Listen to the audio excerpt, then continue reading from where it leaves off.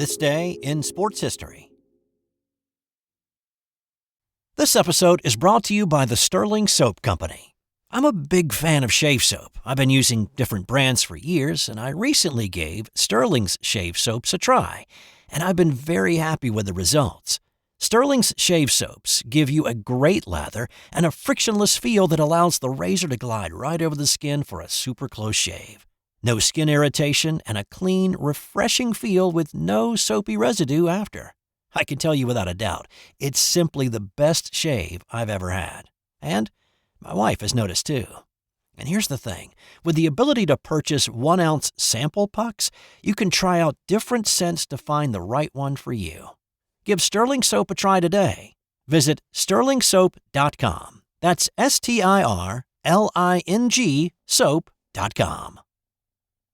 Hey there, and welcome back to This Day in Sports History, a member of the Sports History Network. You can find more info, more podcasts, and even giveaways at sportshistorynetwork.com. It's February 3rd, and on this day in 2008, the New York Giants halted the New England Patriots' quest for perfection. Super Bowl 42 had one clear storyline coming in. The Patriots were 18-0, and they were trying to become the first team since the 1972 Dolphins to run the table on the season. They were 12-point favorites over a Giants team that had gone through their regular season 10-6. They'd won their first playoff game in 7 years when they beat the Bucs in Tampa in a wild-card game.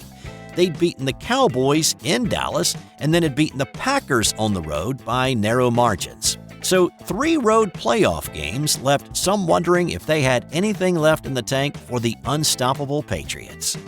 The Giants scored first in this one. After winning the coin toss, they went on a slow march down the field in a 16-play, 77-yard, 10-minute drive that included 4 third-down conversions and finally resulted in a field goal.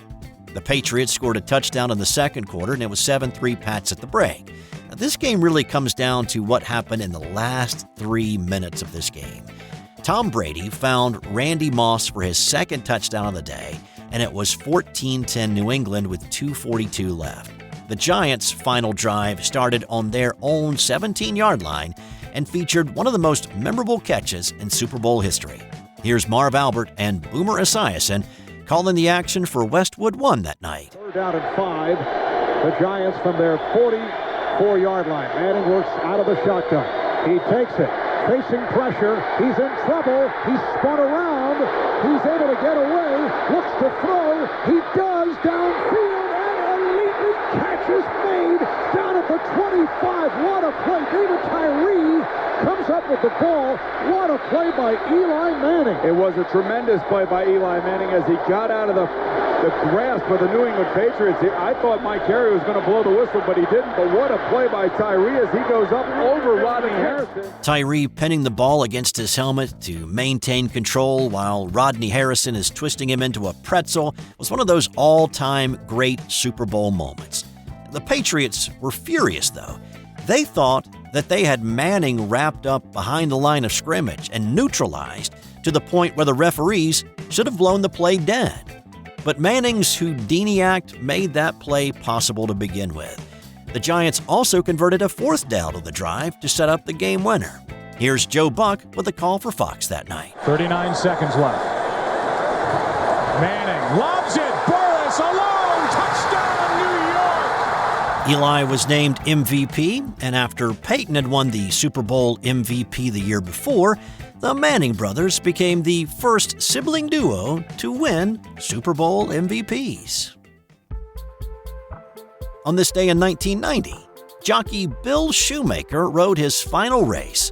Now, Shoemaker had been on a farewell tour for the past 7 months, and so it was not a surprise that his career was coming to a close. On this day, the 58-year-old Shoemaker was atop Patchy Grounding at Santa Anita. Patchy Grounding was the favorite coming in at 3-5, but after Bill took him to the lead on the outside, the horse faded in the home stretch to the disappointment of the 63,000 who were there that day. Bill Shoemaker on the outside challenging, and down the stretch he comes! Shoemaker on the outside with a short lead. O'Robbie charging up in the middle of the racetrack.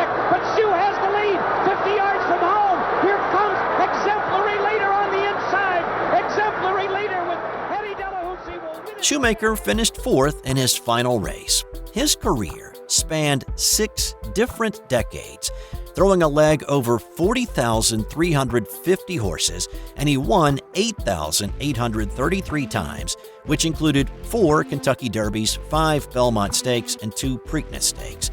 He won $123 million in his career and retired as the most successful jockey of all time.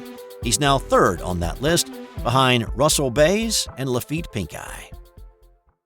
Hey, I needed to call a quick timeout to let you know that we're giving away a $50 gift card to Home Field Apparel.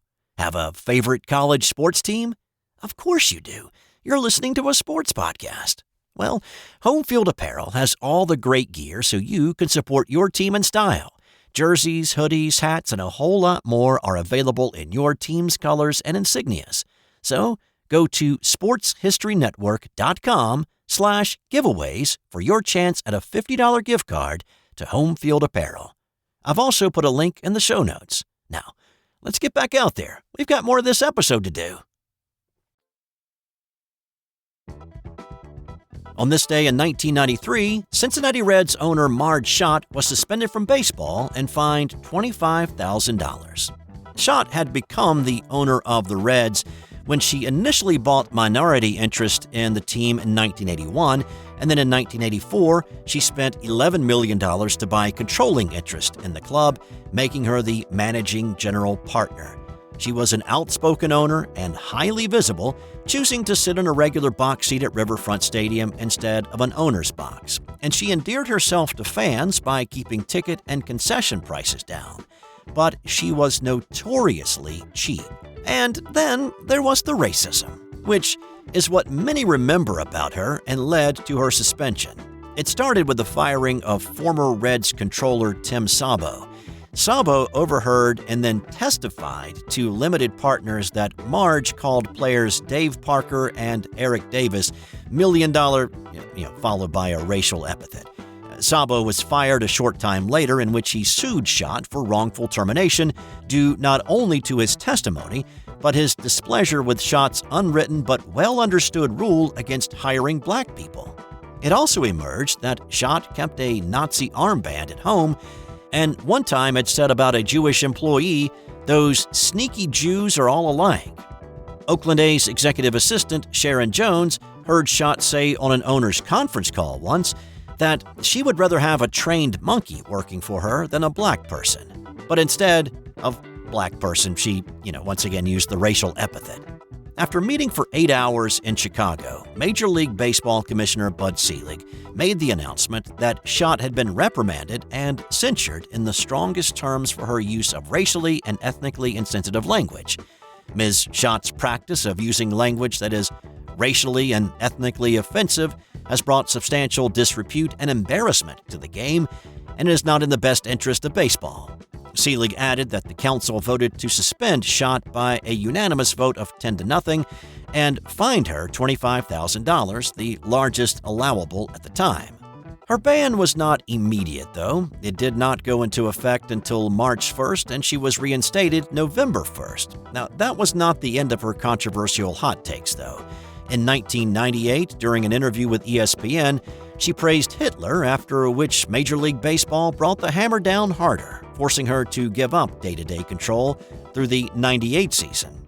Now, a few of her players supported her during this turmoil, including Eric Davis. It's unfortunate that it happened because, she's not a bad person. I've had some difficult times with her, but, I've learned to live, forget, don't hold no grudges and stuff like that. That's why I'm back in this uniform. And on this day in 1876, former baseball pitcher Albert Spalding started a new sporting goods store with his brother in Chicago with an $800 investment. Now, in today's money, that's about $25,000. That led to more stores and eventually into manufacturing sporting goods equipment such as baseball gloves, baseballs, basketballs, volleyballs, golf balls, and a whole lot more. No doubt, if you have played any ball sport, you have played with a Spalding at one time or another. And time now for today's That's Got Nothing to Do with Sports fun fact. If you are a procrastinator like me, and take solace in the fact that Leonardo da Vinci was too. Most of his paintings were left incomplete. Some point to the lack of eyebrows on the Mona Lisa as evidence that his most famous painting was never finished.